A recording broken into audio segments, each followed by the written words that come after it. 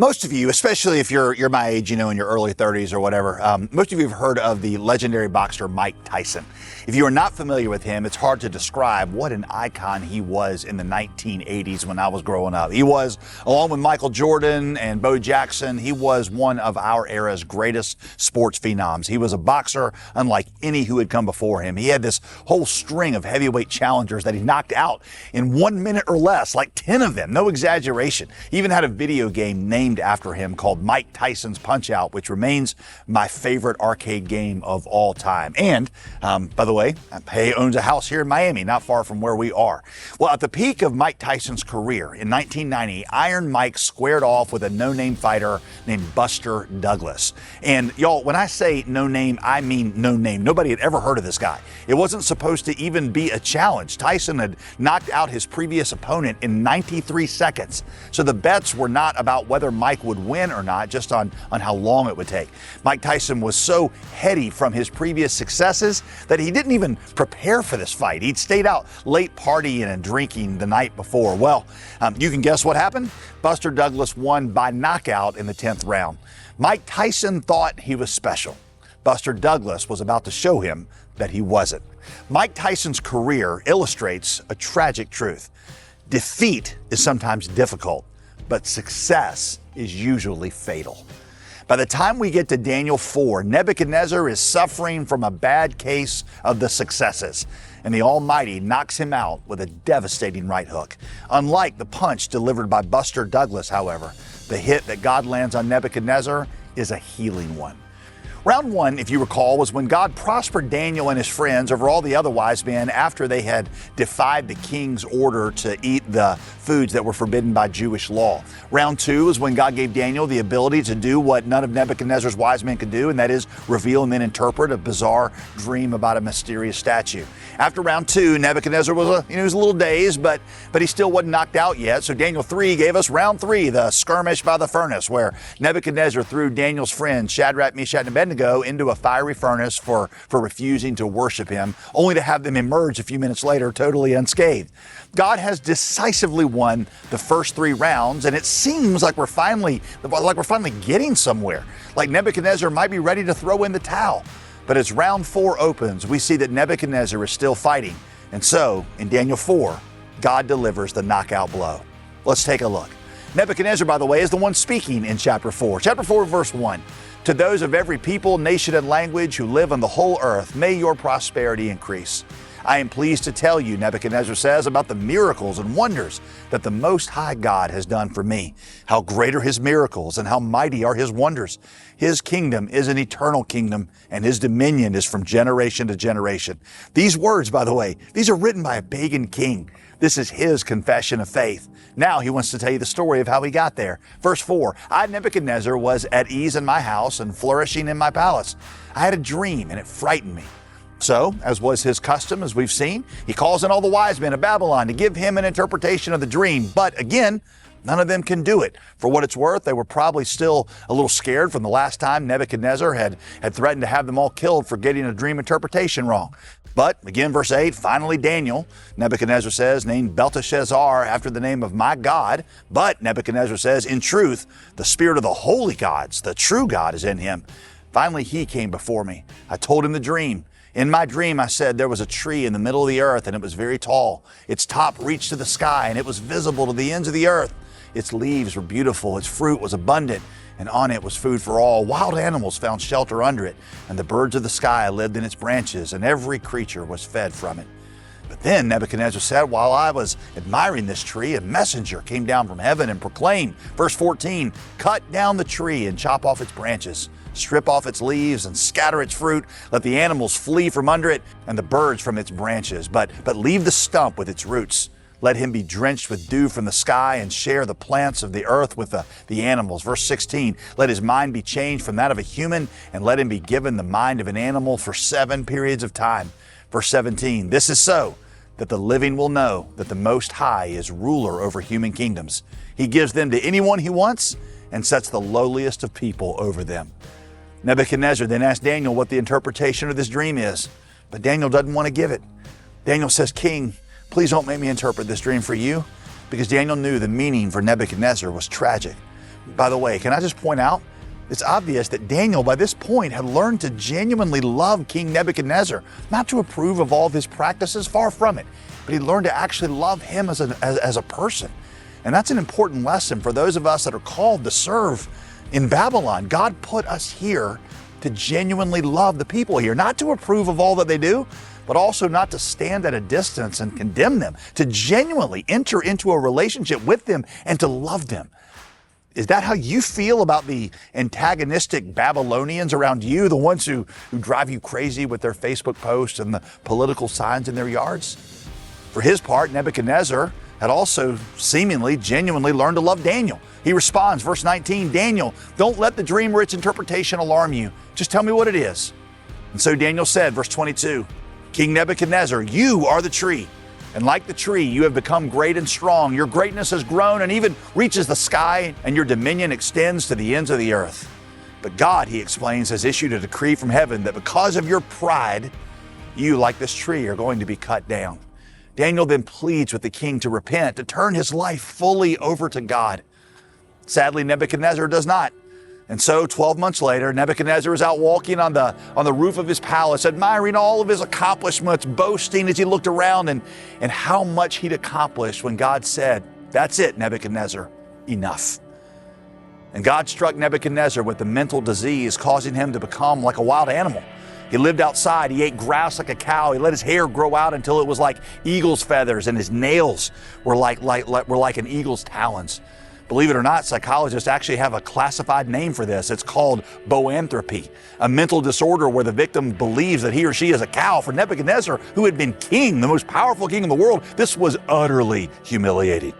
It was a moving experience. Okay, that was totally free. The real point is that God is using Nebuchadnezzar here to give us a picture of what happens to us, the human race, when we rebel against God. You see, like Nebuchadnezzar, God created us to rule on earth. But when we reject God and we give ourselves over to sin, we become like beasts. We become insane. What this story shows us is that the core human sin is pride. That's what Nebuchadnezzar had. And his life shows us pride's roots, pride's fruits, and then pride's cure. Let's talk about those one at a time. Pride's roots. This chapter shows us that pride has two roots. Number one is a failure to recognize that every good thing comes from God. In verse 30, Nebuchadnezzar exclaims, verse 30, is this not Babylon the Great that I have built to be a royal residence by my vast power and for my majestic glory? Yeah, but God was the one who enabled Nebuchadnezzar to do all those things. I mean, sure, Nebuchadnezzar was brilliant, he worked hard, but God was the one who made him brilliant. And God was the one that gave him the strength to accomplish all of those things. And so God says, verse 32, you think you did all this by yourself, Nebuchadnezzar? Okay. Watch how easily I take it all from you. Listen, none of us are truly self-made men. You may be brilliant, you may have worked really hard to get where you are, but every breath you took and every opportunity that you took advantage of was a gift from him. Now you say, no, nobody gave me anything. I worked for everything I have. I don't doubt that, but that body and that mind that you used to accomplish those things, did you create that body and mind? Did you choose the genetic traits that made you who you are? And that health that you've enjoyed, were you responsible for that? The fact that you were born into a free country full of opportunity, were you responsible for that? No, those were all things that you had no part in, and yet each of them greatly contributed to your success. I mean, do you really feel like if you'd been born handicapped to poor parents in Somalia that you would have accomplished all that you have accomplished? Of course not. Daniel says, Nebuchadnezzar, God sets up and God tears down whoever he wants, and your failure to acknowledge that just reveals your pride. Pride has a second root, and that is the foolish assumption that the good life will last forever.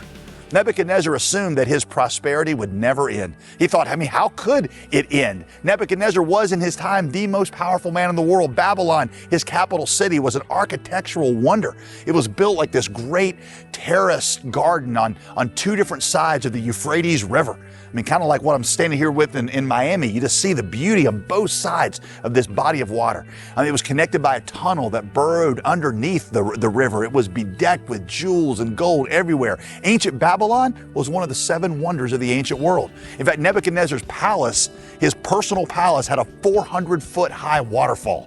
And furthermore, Nebuchadnezzar had made Babylon virtually impregnable. He'd built this wall around Babylon that stretched for 56 miles. and in some places was 300 feet high and 80 feet wide. That's a wall almost 30 stories high that is as wide as the interstates coming out of Atlanta or New York City. In fact, in some places the wall was so wide they could race chariots on top of it. All this to say, if anybody in the world could have felt secure, it should have been Nebuchadnezzar, but God took all that away from him with the flick of his finger. Pride has two roots. First, a failure to recognize that every breath you take is a gift from God. And second is the foolish assumption that nothing could ever take that from you. Those two roots gave birth in Nebuchadnezzar's life to several fruits. And that's number two, pride's fruits. Number one, competitiveness. Nebuchadnezzar's language in this chapter is filled with boasting. Did you notice that? In fact, notice how many times he uses the word I in his little speech in verse 30. I, my greatness, my glory, nobody compares to me. One of the surest signs that you are eaten up with pride is you're constantly comparing yourself to other people.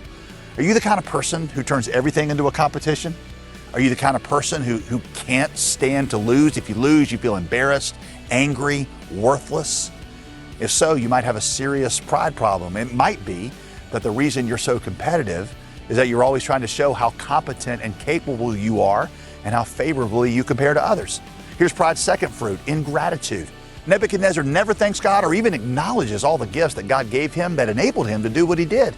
Ingratitude is a sign of pride because it means you don't recognize how much others or God have contributed to your success. And that leads us to number three, ingratitude's ugly twin brother, entitlement. Entitlement believes that whatever good things you have in life, you deserve them. So when your life is going well, pride says, I deserve this. I deserve this marriage. I deserve these kinds of friends. I deserve this job. I deserve this blessing, this promotion, whatever. And when things go poorly in your life, pride says, well, this isn't fair. I deserve better than this. And you live with resentment toward others whom you believe have let you down. The fourth fruit is self-will. Because you think that you're the one solely responsible for all your success, you assume that you'll be fine in the future, with or without God. That's what Nebuchadnezzar thought. Nebuchadnezzar wasn't desperate to know what God wanted or to be with God. Nebuchadnezzar figures he's got all he needs for the future. Of course, God is about to show Nebuchadnezzar how foolish that assumption is. All it takes is one virus, one cancer screening, one car wreck, one breakup call to bring everything in your life crashing down. And that leads to the final fruit, number five, stinginess. Because you think you by yourself earned everything you have, you feel no compulsion to share it with others. Daniel says to Nebuchadnezzar, verse 27, Nebuchadnezzar, humble yourself, separate yourself from your sins by doing what's right and from your injustices by showing mercy to the needy. Stop walking in pride, Nebuchadnezzar, thinking that all you've earned by yourself and you don't owe anything to anybody. When you think that you all by yourself have earned everything you have no concern with the needs of others. I mean, after all, you earned everything that you have for yourself. They should have to do the same thing too. But see, when you recognize how much of your life is a gift, you'll have a natural impulse to be generous to others in need. And so we see pride's roots, a failure to recognize everything as a gift of God and the foolish assumption that the good life will last forever. And then we see pride's fruits, competitiveness, ingratitude, entitlement, self-will, and stinginess. Pride's roots, pride's fruits. Now lastly, pride's cure. Y'all, I tried so hard to find a word that rhymed with roots and fruits, but I just couldn't. This one's really short. Pride's cure, suffering. Verse 34, but at the end of those days, I, Nebuchadnezzar, looked up to heaven. That's the look of humility. And my sanity returned to me. Now I, Nebuchadnezzar, praise and extol and honor the King of heaven, for all his works are right and his ways are just, and those who walk in pride, he is able to humble. Nebuchadnezzar's final statement here is one of the most stunning displays of humility found anywhere in the Bible. God is God, he says, and I am not. He reigns, I serve. He supplies, I obey. And that's it. And there you have it, the conversion testimony of the richest, most powerful, most wicked king in ancient history. Y'all, this blows my mind. I get to be in heaven with Nebuchadnezzar. I will get to call him Brother Nebuchadnezzar. Here's your one sentence takeaway, and it comes right from Nebuchadnezzar's lips in verse 37. God is able to humble all those who walk in pride, and that included by the grace of God. J.D. Greear. So what about you? Has he humbled you yet? Are you ready to listen? Listen, the worst thing for you is for you to enter into eternity unhumbled. For God to wake you up through some tragedy is nothing compared to facing the terror of his wrath on the day of judgment. And that leads us to probably the best part of this story. See, Jesus was a real king like Nebuchadnezzar, And even though Jesus walked his whole life in submission and humility, at the end of his life, God drove him into the wilderness of suffering, and Jesus died like a beast on a cross. See, Jesus endured the same punishment as Nebuchadnezzar, even though he committed none of the sins as Nebuchadnezzar. Jesus suffered those things on the cross because of our pride. And see, because of that, Jesus can forgive us for our sins and restore us from our insanity. So he calls to us now to forsake our insanity and come to him. Are you ready to do that?